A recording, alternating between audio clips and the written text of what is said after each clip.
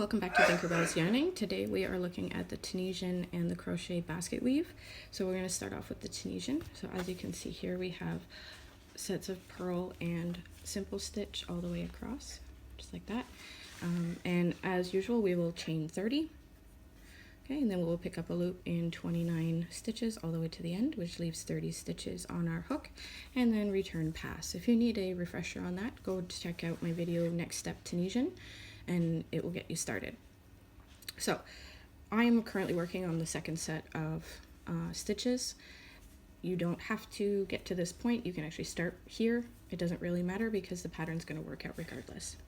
So we're going to start with, this is stitch 1. Never forget that. We're going to do 2 purl stitches. So remember, we put our yarn in front. We yarn over. We pull through just like that, and then we're going to do a second purl stitch. Remember, we're using a 7mm hook and 4 weight or worsted yarn.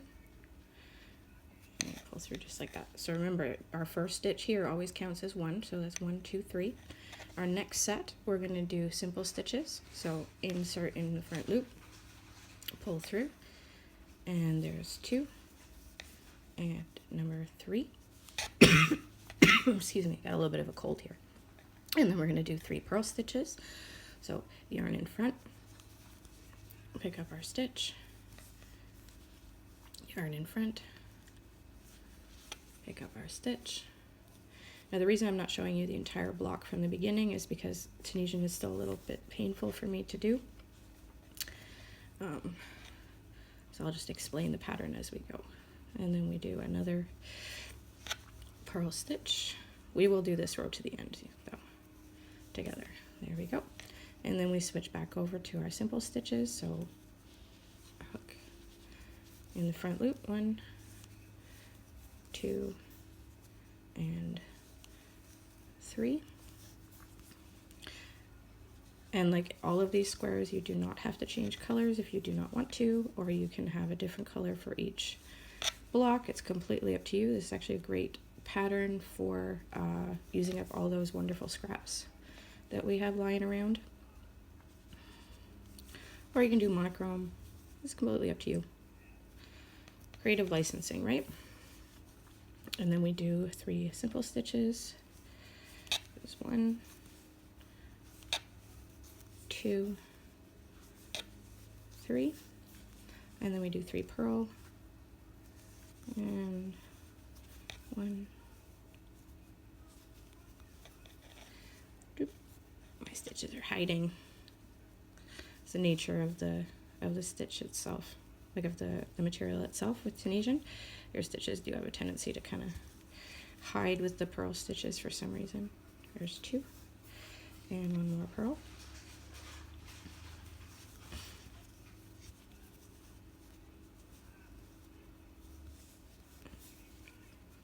And then we do our simple stitch. 1, 2, and 3. And then we do 3 more purl. And remember, again, this is only one way of doing it. I know there are lots of ways to do this particular stitch sequence, but this is one way. 2, and oops, 3. There we go. And then we're back. We're down to the end here. Okay, so our last 3 stitches. And of course, I missed one last row, so that's okay. Pick it up here. There's 1, and there's 2. And then remember, we go into these 2 loops at the end, and 3, just like that. Okay, and then we run our return pass. So remember, yarn over, chain 1. I don't know if you guys caught that. And then we yarn over, pull through, yarn over, pull through, all the way back. Through, pull pull through.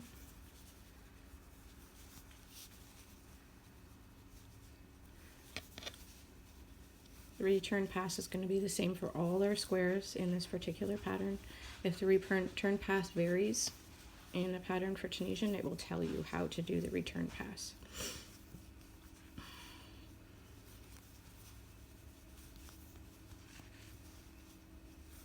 Almost at the end here.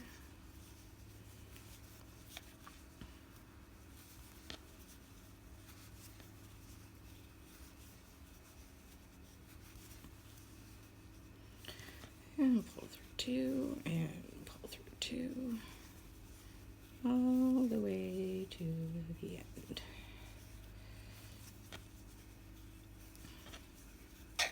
Just like that. There we go. So for your pattern, you're going to have a total of 30 rows as usual. So that's one cast on and one cast off. And again, refreshers on that are in my tutorial, Next Step Tunisian. And each set of rows, like each set of stitches, you're going to do 4. 1, 2, 3, 4, and then we switch over to our purl stitches for 4 rows. Okay, I have 3 here, but you do 1 more row for 4. So simple stitch, purl, simple, purl, simple, purl in groups of 3 for 4 rows, and then we switch. So purl, simple, purl, simple, purl, simple for 4, and then we'd switch back. So it would be simple, purl, simple, purl. So it's an 8-row repeat. So 4 and then start over again, 4 and then 4. So you get that variation in stitches all the way across. So that is the basket weave for Tunisian, and again, this is one way of doing it. Next is our basket weave for crochet. Okay, pretty cool. This is all front and back post. All right, so we'll grab our hook.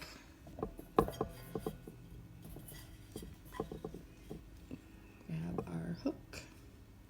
All right, hook and yarn located. So, as usual, we're going to chain 31. Excuse me, 31.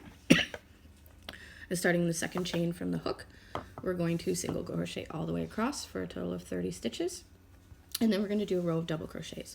So it's single double crochet in each stitch all the way across for a total of 30 double crochets. Now, as you can see here, we have alternating front and back post, right? It gives this really cool weave look to it. And again, this is only one way of doing it. So we're going to start our row by, I like to chain 1, some people like to chain 2, some people like to chain 3, that's completely up to you. And then we're going to do a double crochet. We always start with a double crochet through both loops, and we always end with the same thing. So there's our first. So we're going to do 2 front post. Remember, you go behind the post. There's 1. There's 2. So we start with 2 and we end with 2 because this stitch here counts as our first and our last stitch.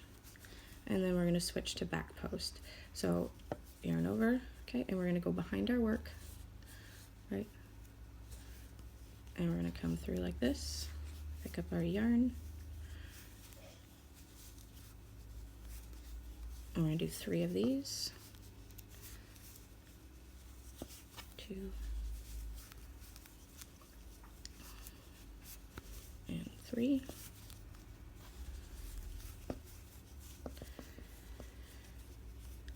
And 1, 2,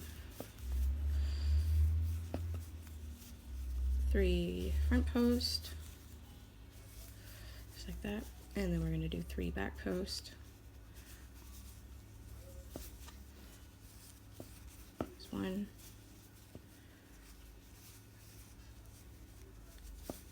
2, and 3. And I know you guys are going to notice that I'm wearing gloves today. These are compression gloves. I have fibromyalgia and my hands tend to hurt quite a bit, so I wear compression gloves in order to combat that pain. 1,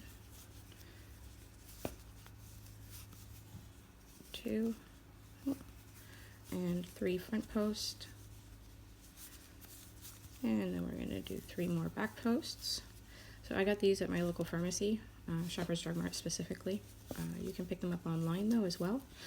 These ones don't have copper in them, but I do have a sleeve that I wear on my right hand because that's my worst hand when I don't need my gloves, and that has copper in it. And I do find that it does make a difference. Okay, there's 3 back posts, and then we're going to do 3 more front posts. There's 1. Hopefully I'm not going too fast for you. You can always go back to the ridging Tunisian video, which is 3 or 4 weeks ago. And there's 3. Because remember, each square builds on what we learned previously. And then we're going to do 3 back posts. 1. Oh, I dropped my yarn over. 2. And 3. And then we're going to do 3 front posts. And again, we're using a worsted weight or number 4 yarn and a 7mm hook. And 3. And then we're going to do 2 back posts. And there's 1,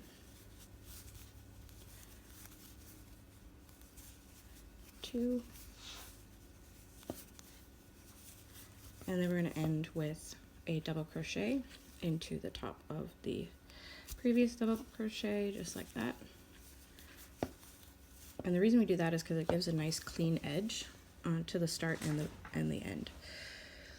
So there's our first 2 rows, or first 3 rows actually. So our single, double crochets, and then our front post, back post. And then we're going to do the other way. We're going to do a double crochet in our first stitch, just like this. Okay, and then we are going to do a back post in our front post. A back post, just like this. 1, 2. So if you're not sure what the next stitch is supposed to be, you're going to do a front post in the ones that are behind and a back post in the ones that are in the front. So our next 3 stitches are all front posts because these ones are in behind. There's 1, and there's 2, and there's 3, just like that. And then because these ones are in front, we're going to go behind. So there's 1, there's 2, and there's 3. All right, and you're going to continue repeating that. So each row, when the stitches are in back, you're going to do a front post. When the stitches are in front, you're going to do a back post. And that gives you this wonderful basket weave look. So, and then you're going to close it with a row of single crochets, and that just finishes the edging so that your edges are nice and smooth for when we actually put it together. So we have 1 row of single crochet, 1 row of double crochet, so that's 2. And then we alternate 3, 4, 5, 6, 7, 8, 9, 10, 11, 12, 13, 14, 15, 16, 17, 18, 19, 20, and a row of single crochets is 21 in total. Okay, so 21 rows with your foundation and your closing. Remember, row of double crochets, row of alternating every 3 stitches of front post, back post, and then when the stitches are in front, you do a back post. When the stitches are in back, you do a front post. Right? So basket weave, one way to do it in crochet. Right? We'll see you tomorrow for We Learn Wednesday.